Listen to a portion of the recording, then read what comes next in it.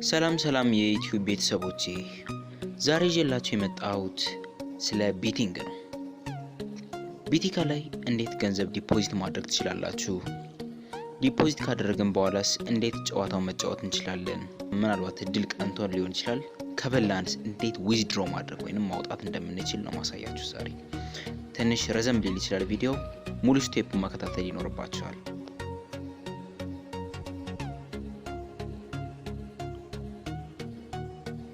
አሁን የቢቲንግ ሳይቶቻችን በኢትዮጵያ እየበዙ መጥተዋል። አሁን ላይ በጣም አሪፍ ከሚባሉት ውስጥ እንግዲህ አንዱ ቢቲካ ነው። ሌሎችን ወደፊት ማሳያቸው ይሆናል። የቢቲካ በጣም እንዲለመድ ያደረገው ዌብሳይቱ በአማርኛ የተሰራ ሲሆን እንዲሁም ገንዘብን ዲፖዚት ለማድረግ ብዙ አማራጮች አሉት። በወጋገን ባንክ በሃሎካሽ አማካኝነት ማለት ነው። ከሌሎትም ላየን ባንክ ሃሎካሽ አለ። እሱም ከሌሎት በሲቢኢ ብር መጠቀም ይችላሉ። እሱ ከሌሎት ደግሞ በኢብር እና የመሳሰሉት ብዙ አማራጮች ይኖሩታል። የቢቲካ እንግዲህ በጣም ዘመናዊ የሚባል የቢቲንግ ሳይት ነው በኢትዮጵያ ውስጥ። አንተም በአራት ሀገሮች ይሰራል፣ በኬንያም በተመሳሳይ እና ዛሬ ማሳያችሁ እንዴት ገንዘብን ዲፖዚት እንደምታደርጉ፣ ዲፖዚት ካደረጋችሁ በኋላስ እንዴት ዊዝድሮ ማድረግ እንደምትችሉ ነው ማሳያችሁ።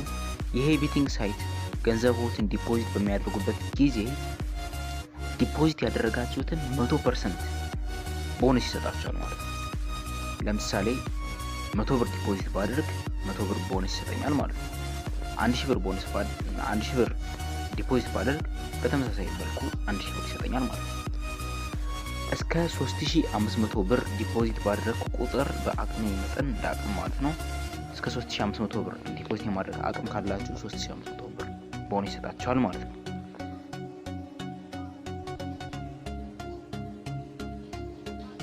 እና ዛሬ ይዤላችሁ የመጣሁት ገንዘቦትን እንዴት ወደ ቢቲንግ አካውንቶ ማስገባት ይችላሉ ወይንም እንዴት አድርገው ዲፖዚት ማድረግ ይችላሉ የሚለውን ለማሳየት ነው። በመጀመሪያ ቢቲንግ የቢቲካን ዌብሳይት ውስጥ www.bitika.com/et ብላችሁ የቢቲንግ ሳይቱን ገብታችሁ ማለት ያለባችሁ። ከዛ በኋላ አፕሊኬሽኑን ታወርዳላችሁ። የቢቲንግ አፕሊኬሽን አለ፣ እሱን ማውረድ ነው የሚጠበቅባችሁ። አፕሊኬሽኑን ትከፍታላችሁ። ከዛም እንደምታዩት እንግዲህ ይሄ ዌብ ይመጣላችኋል ማለት ነው። የቢቲንግ ዌብሳይት ነው ይሄ እንደምታዩት። እንግዲህ ይሄኛው ፔጅ ይመጣላችኋል። እንግዲህ ሬጂስተር ካላደረጋችሁ ሬጂስተር የሚለውን ትጫናላችሁ። ሬጂስተር ኦልሬዲ ሬጂስተር ካደረጋችሁ ደግሞ ሎጊን የሚለው ሎጊን ብላችሁ መግባት ትችላላችሁ። ወደ አካውንት ይገብቻለሁ ማለት ነው። እንግዲህ ከዚህ ጋር እንደምታዩት ፕሮፋይል ውስጥ ነው እንግዲህ እንዴት ዲፖዚት ዊዝድሮ የምታደርጉበት ሴቲንግ የሚመጣላችሁ ፕሮፋይል ላይ ነው። ቢቲንግ ዲፖዚት በምታደርጉበት አማራጮች እንግዲህ አሉት። ከዚህ ጋር እንደምታዩት ኦንላይን ገንዘብ እንዴት ዲፖዚት ማድረግ እንደሚቻል ነው።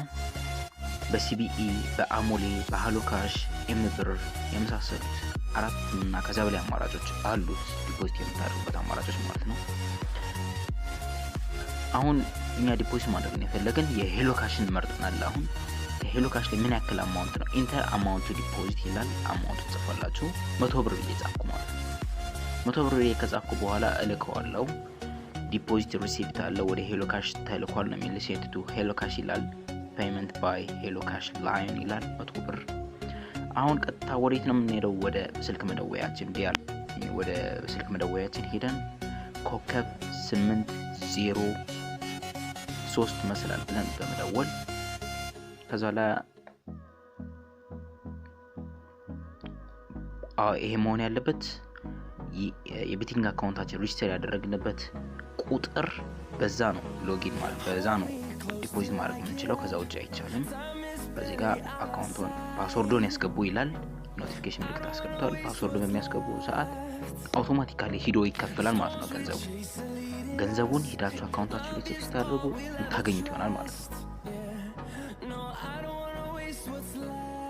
ሴንት ቱ ሄሎ ካሽ ብሎናል፣ አሳይቻችኋለሁ ቅድም። አሁን ፓስወርዳችሁን ባስገባችሁ ቁጥር አውቶማቲካሊ ሂዶ አካውንታችሁ ላይ ዲፖዚት ይሆናል ማለት ነው። አሁን ከዚህ በኋላ የማሳያችሁ እንዴት መጫወት እንደምትችሉ እና ሌላስ ምን የተለየ ነገር አለው፣ ብዙ ስፔሲፊኬሽኖች ይኖሩታል። የቢቲካ እንግዲህ እሱን ነው ማሳያችሁ ዛሬ። ቢቲካ እንግዲህ በጣም ብዙ አማራጮች አሉት። እንደምታዩት የስፖርት አይነቶች አሉ፣ ብዙ ስፖርቶች አሉት። በየቀኑ በሺ የሚቆጠሩ ጨዋታዎች ይደረጋሉ። ከነዛ ጨዋታዎች ውስጥ እንግዲህ መርጣችሁ የራሳችሁን መጫወት ትችላላችሁ ማለት ነው። ፉትቦል አለ፣ ባስኬትቦል አለ፣ የመሳሰሉ ቴኒስ አለ፣ የሜዳ ቴኒስ አለ። ቴብል ቴኒስ እና የሜዳ ቴኒስ ተብሎ ይከፋፈላሉ። ቮሊቦል የመሳሰሉት አለ። እንዲሁም ከእግር ኳስ ውስጥ የፕሪሚየር ሊግ ጨዋታዎች የሴሪያ ያለ፣ የፈረንሳይ ሊግ ዋን ነው የሚሉት ማለት ነው፣ ስፔን ላ ሊጋ የመሳሰሉት።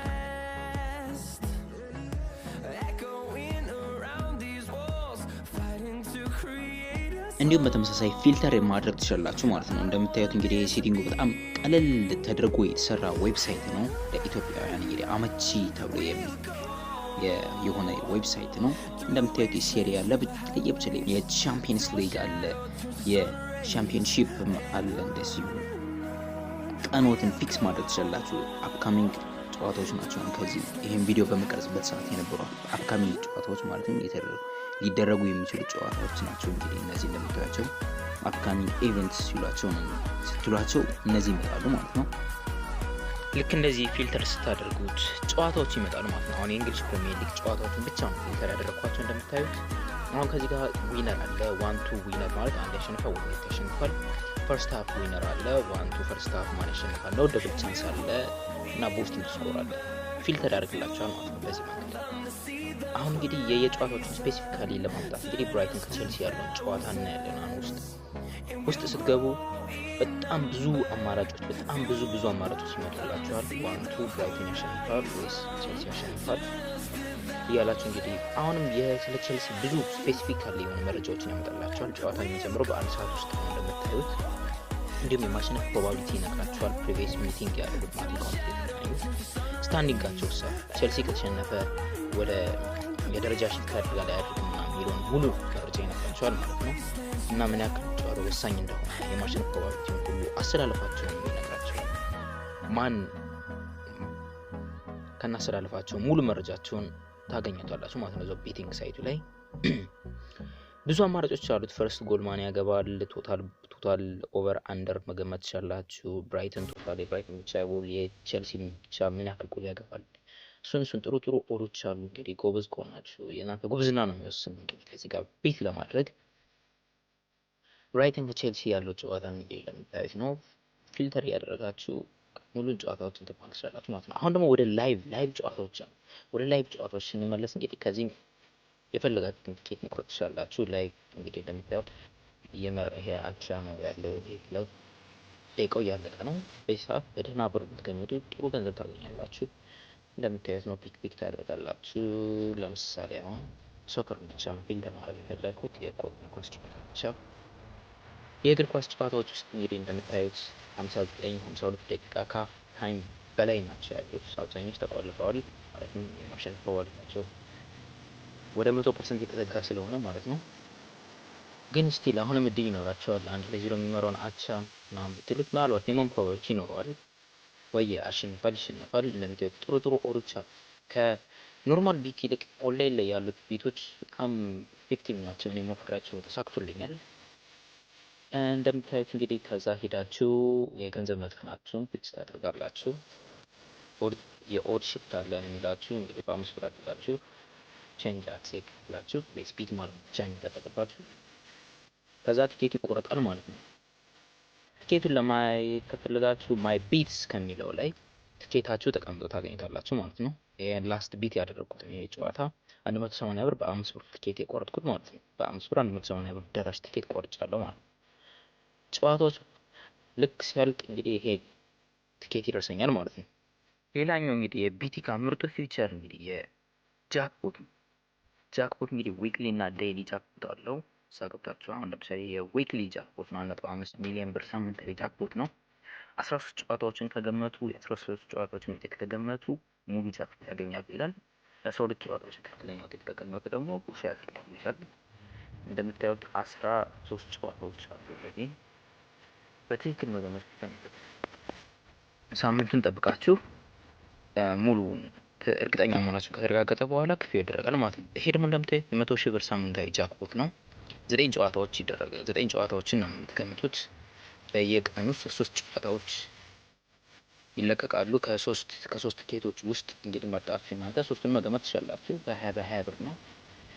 ይሄንን ትክክል ከሆናችሁ ማለትም ሙሉን በትክክል ካገኛችሁ የ100,000 ብር አሸናፊ ትሆናላችሁ ማለት ነው። ዴይሊ ጃክፖት እንደምታዩት እንግዲህ አቻ ያወጣል፣ ያሸንፋል፣ ይሸነፋል ብቻ ነው። ጨዋታውን እነሱ ራሳቸውን መርጠው የሚሰጧችሁ ሙሉን ትክክል መሆን ይኖርባቸዋል ማለት ነው። ይህ እንግዲህ በጣም ጃክፖት ላይ እድል ያላችሁ ሰዎች ብትሞክሩት በጣም ምርጥ የሆነ ነገር ነው። የቤቲንግ ሌላኛው ፊቸር እንግዲህ ይሄ ነው። እያንዳንዱን ጨዋታ ውስጥ ፒክ አድርጋችሁ ከዛ ሄዳችሁ ፕሌስ ቤት ብቻ ማለት ነው የሚጠበቅባችሁ። ሌላኛው ጨዋታ ነው የሌላኛው ትኬት ነው። ለምሳሌ በዚህ ሰዓት አሁን ማለትም ይሄን ቪዲዮ በምንቀርጽበት ሰዓት እየተደረጉ ያሉ ጨዋታዎች አሉ። እንግዲህ እንደምታዩቸው እነዚህ ጨዋታዎች ናቸው። እነዚህን ጨዋታዎች በትክክል ሙሉን ፒክ አድርገው መምረጥ ብቻ የሚጠበቅባችሁ። በ20 ብር ነው የምትሄዱት። በጣም ምርጥ የሆነ ፊቸር ነው።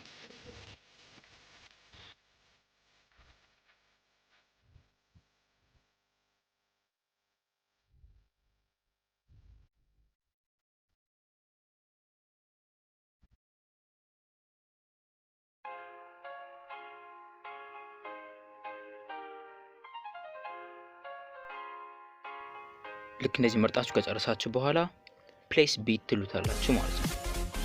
ትኬታችሁን ማይ ቢት ላይ ታገኙታላችሁ።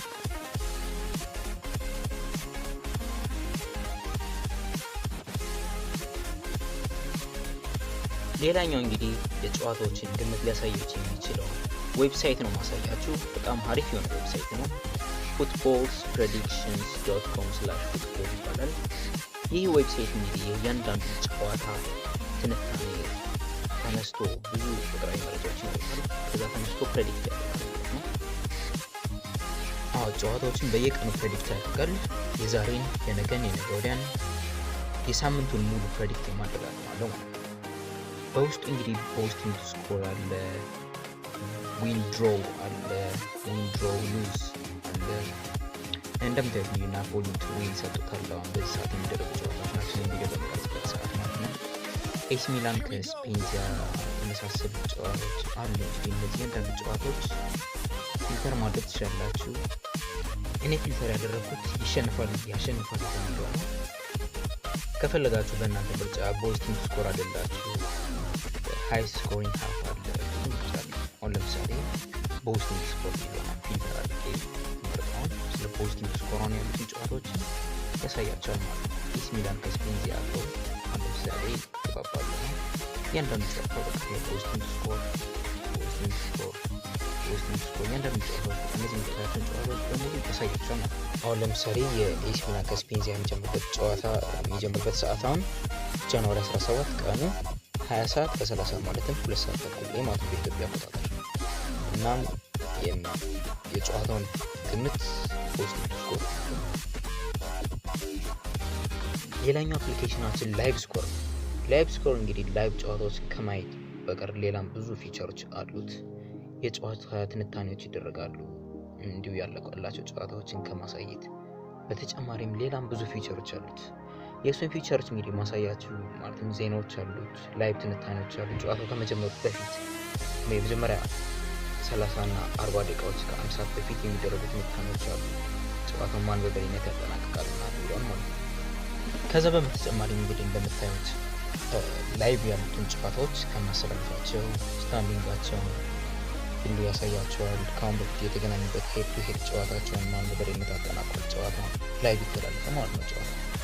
ይህንን እንግዲህ በማየት ቀጥታ ሄዳችሁ ክሪቲካሊ መቁረጥ ትችላላችሁ ማለት ነው። ላይቭ ያለውን ጨዋታ ሙሉ ስታቲስቲክስ ይነግራቸዋል። ከዚህ ጋር ያው እንደምታዩት ሙሉ ዲቴል የሆኑ መረጃዎችን ነው ከዚህ ጋር የሚመጣላችሁ።